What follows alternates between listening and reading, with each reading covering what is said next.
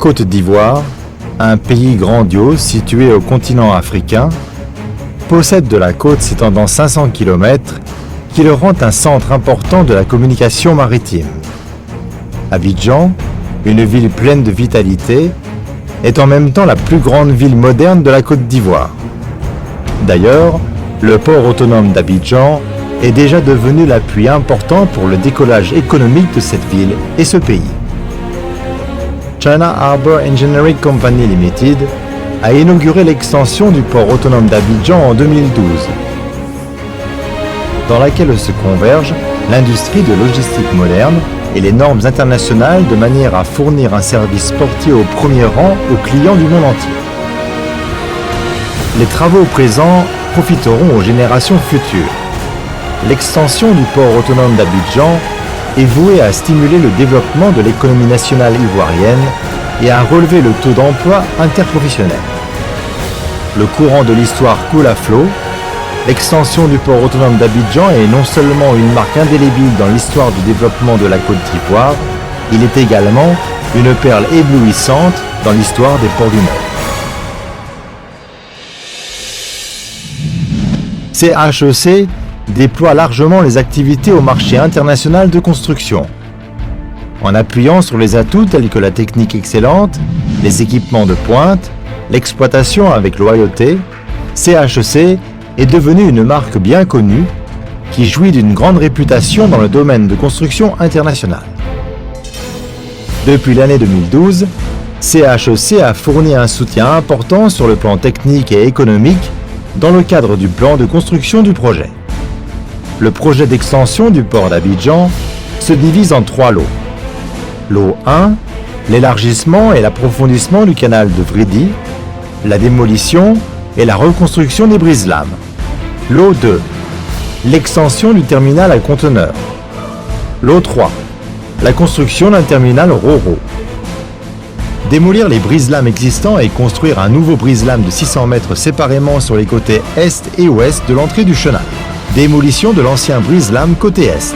La démolition se fait à l'aide d'une grue stationnée sur la terre. Les camions à benne transportent les débris. La partie sous l'eau est démolie par le godet et sera transportée par les barges. Construire un nouveau brise-lame. La barge transporte de la boue jusqu'à la zone de clapage désignée. L'excavateur à long bras stationné sur la terre règle le talus. Au niveau du brise-lame, la grue sur chenille de 150 tonnes manutentionne et pose les blocs de carapace préfabriqués à l'ère de préfabrication et transportés sur site par les barges. La pose commence par la partie sous l'eau et puis vient la partie hors d'eau.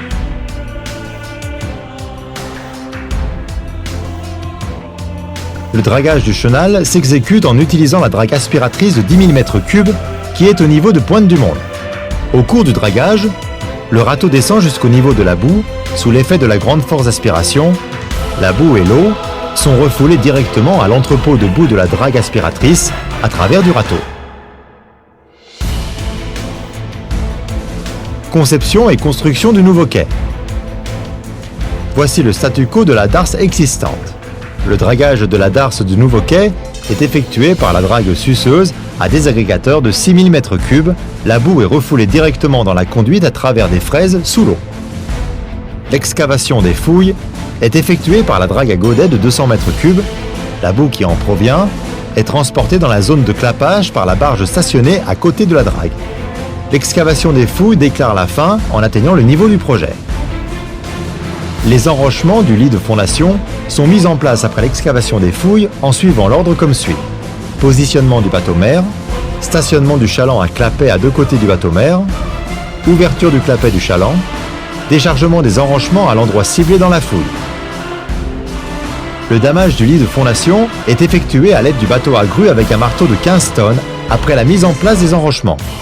Après le damage du lit de fondation, les plongeurs posent les rails du nivellement et nivellent le lit de fondation avec les agrégats. Quant à la préfabrication des caissons, chaque caisson est bétonné en 5 couches.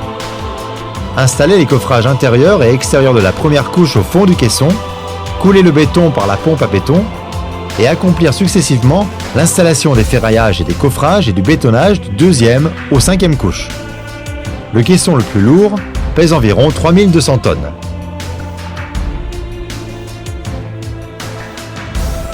Les caissons sont transportés en roulant sur les sacs d'air. Le chaland semi-immergé de 7000 tonnes touchant l'estacade à côté de l'aire de préfabrication, les caissons sont embarqués et fixés sur le chaland, puis les remorqueurs de deux côtés remorquent le chaland jusqu'au site du quai. Ensuite, le chaland semi-immergé commence à s'enfoncer, le caisson qui flotte sur l'eau est tiré par les remorqueurs à l'endroit à poser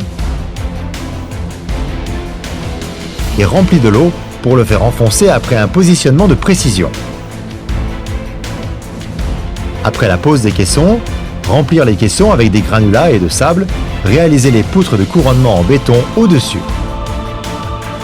Former le terrain derrière le quai par le remblai hydraulique à l'aide d'une drague suceuse à désagrégateur de 6000 m3 et vibro-compacter le sable de remblai par le vibro-compacteur. La récupération du terrain sur la mer par remblaiement finit par le compactage et le nivellement du terrain. La longueur totale des postes du nouveau quai est de 1839 mètres. La superficie du terre-plein fait 57,5 hectares.